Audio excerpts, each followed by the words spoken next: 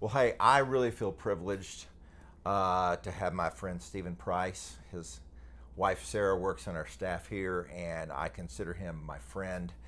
We had an opportunity to have a conversation this week, and I asked him if he would just come and just sit down with me for your benefit. So, Stephen, thank you so much for being here. No I problem. can't tell you how much I appreciate it. I just want to, I really wish you would just share your heart with us a little bit today. All that's going on in our nation today, how does that affect you? Yeah. Um, there's a lot. There's a lot going on, and I want to make sure that I speak to my experience. More so than to try to answer any questions about African Americans in general or Black men in general. I can't answer questions for everyone. I can only give you a bit of what my experience is, and I'm still honestly processing a lot of what's going on. There's a lot of pain and a lot of hurt. This situation feels different than before, although every situation has been as difficult as this one. I think the timing of it coming on the back of the entire country experiencing COVID-19 all at once and being pulled to your wits' end, and then to have this happen now has exacerbated that quite considerably. Um, but I think I'm hurting. I think the nation is hurting, and I think the positive is that you could see it. That it's not a hidden hurt. It's not a hurt that um, as a Black man that I have to hide. I'm still obviously trying to figure out how to navigate with that pain, but people know that it exists. Which I think is a positive. We both grew up in America, but you grew up as a Black man in America. I grew up as a white man in America. What is the difference in our experiences? Yeah. Sometimes it feels like there's two Americas. For me, I know that there's a lot of great opportunity in America. I know that there's a lot of freedoms here that you have that you may not have in other countries, but I also know that there are limits to those freedoms, and that those freedoms for me are not the same as those freedoms for you. For me, there's a lot of things that go into my life and my lifestyle that have to do with survival first. It's not as utopian or as good as the laws are written down. A lot of that experience has to do with the police, has to do with how we carry ourselves every day, how I dress, and so to me, it's a nuanced thing.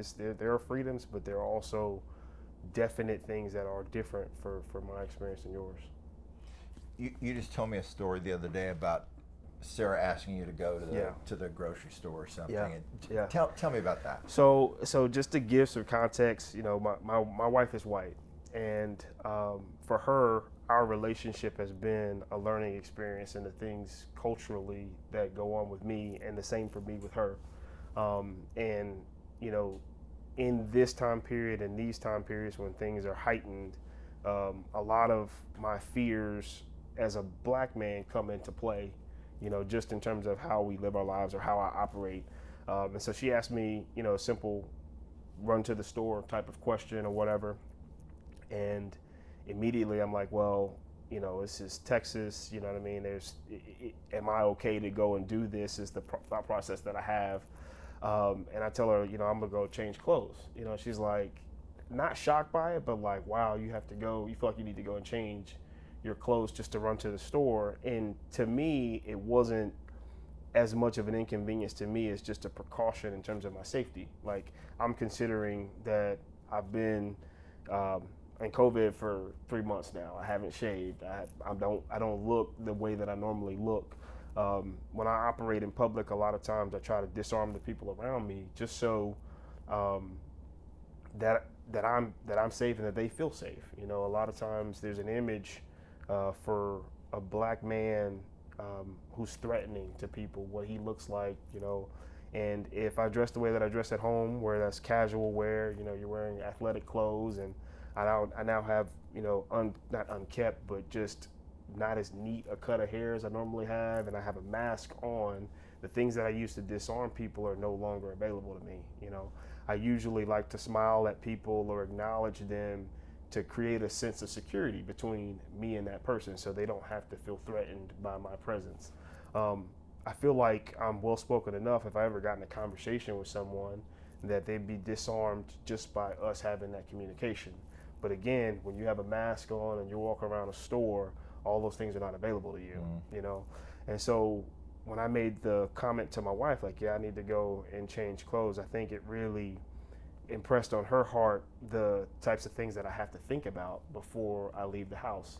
You know, and those considerations are not just during COVID-19, they are during any situation in our lives. Like I know that when I go to work, there's a certain demeanor that I have to have. There's a certain presence that I have to, the way that I have to carry myself. And it's not just my own self-worth or pride that makes me do that. It's so that the people around me don't group me with the stereotypes that they see for black men, you know, or they don't limit me because of those stereotypes. You know, I think that I try to let people get to the heart of who I am, and I try to eliminate the things that distract from it. And a lot of times the things that fits those stereotypes is what detracts from that. What do you feel like needs to change in our country, in our society? What needs to change? A lot, honestly. I think about a story. Me and my mom are very, very close, and we talk all the time just about like how people see each other. And an example that we've used before in conversations with each other is you're driving in your car and you see people who put bumper stickers on their car to acknowledge parts of them that they want you to know. You know, a lot of times they could be politically related. They could be, you know, a tag that shows that I'm a Republican, or a tag that shows that I'm a Democrat. Or if you saw the fish symbol, you know that I'm a Christ follower. There's all these different tags that people like to express of themselves, but we asked the question once, if a car was covered in bumper stickers of all the things that a person was, would you find more things in common that you have with them that you don't? You know, if next to that Republican bumper sticker it had your favorite team, you know, insert the Baylor Bears, you know, or the Duke Blue Devils, then you know, okay, good choices. Regardless of their political affiliation, they have other things that are in common with me. If it had something that represented fathers or mothers or brothers or sons, something that everybody is, you'd find more things. They cover the car with more common things than things that were not, you know. And I think that we have a hard time getting to the common because we don't have the same exposure to everyone. We don't get to be exposed to all the things that make them who they are. You know, people are more than just one thing. We say it a lot in our household. You're not just your emotion that you're feeling that day. You're not.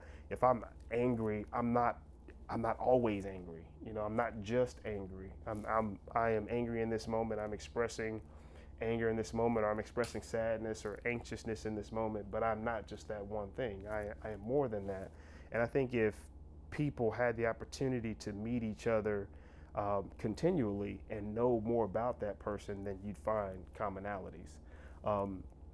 In our house, in our situation, obviously with me being black and my wife being white, our families were forced to find those commonalities, you know.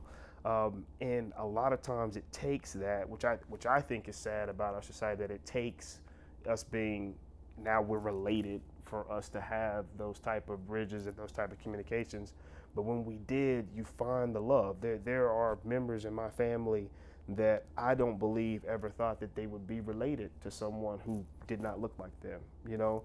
And now they have their own relationships. You know, it's not just because the two children are married, it's because they actually enjoy some of the same things, or they have familiar experiences in their lives, regardless of what they look like, that join them together. So I think that our country needs desperately to find our common ground, which is utopian in a lot of ways, and it takes effort, but it's one of those things that if you have exposure to it, it can be done. It's possible. On a personal level, mm-hmm. how can we do that? Give me an example of how you, we, those people that are listening right now, we can do that. How can we move that forward? It to me, and this is just my opinion. It takes a certain type of personal investment, and it's not a hashtag or a photo. It's not, you know, calling to check on your black friend and leaving it at that, or calling to check on your white friend and leaving it at that. It is investment. When your children have friends that are of different races, you invite them into your home. You go to their homes. You know, it's a phrase that my wife says often. Meeting people where they are.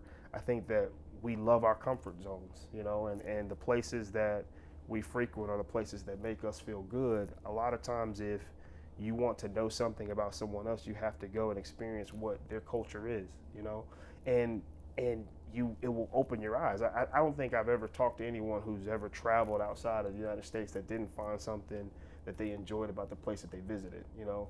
And you can sit at home and think you know what that experience is, but you don't truly know what you're going to love about it until you go there, you know. And I think that as individuals, we have to find ways to do that. It's true investment, and it's continual, you know. Like if you are friends with somebody, you don't just talk to them once every blue moon through the internet. You know, you go and you spend time with them, you go and experience them, you talk to them face to face, you do things with them, and to me, I think that that's what creates those bonds, you know.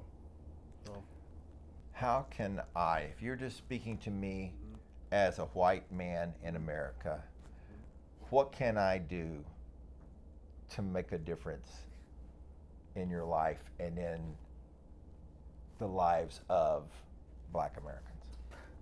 Tom, I think that you reaching out was something that I didn't expect of you, right? Like, so us to have an initial conversation about this during this time period, to me, was a shock to me. And I think that it proves it, or it disproves what my mind will tell me about who people are, you know. And so I would encourage you to continue to do things like that. Like if something is going on in this world that you don't necessarily understand, and you don't know whether or not you're on the right side of it, find out more about it by being intentional with what you do, you know. I thought our conversation was incredible, and it was honest, and it was one of those things initially that I was like, okay, wow, this is unbelievable. And then when you invited me to do this, I initially was like, there's no chance, you know. But the more that I converse with my family, and the more that I talk with my wife, this type of interaction, this type of conversation is exactly what we're talking about. It's difficult to do it. It's hard to put aside our pride, put aside all the things we think we know or we think we understand, to go and reach out to someone, you know, and like truly invest in it. And having hard conversations about hard things and actually listening to each other is a difficult task. But when you do it, you discover something about the person that you're sitting across from, and it may not stay in that particular moment, but it'll travel with you forever, that person changed, or what you thought about them changed in that moment. So I appreciate it, man. yeah. I appreciate you just giving your time. I want you to know that I love you, and I appreciate you, and I respect you so much. Absolutely. And it's taken me a long time, but I'm learning that if you're my brother and you have a problem, then I have a problem too. Absolutely. And I hope we can be a part of the solution and not just a part of the problem. I hope so too. All right. Thank you, man. Thank you, Tom.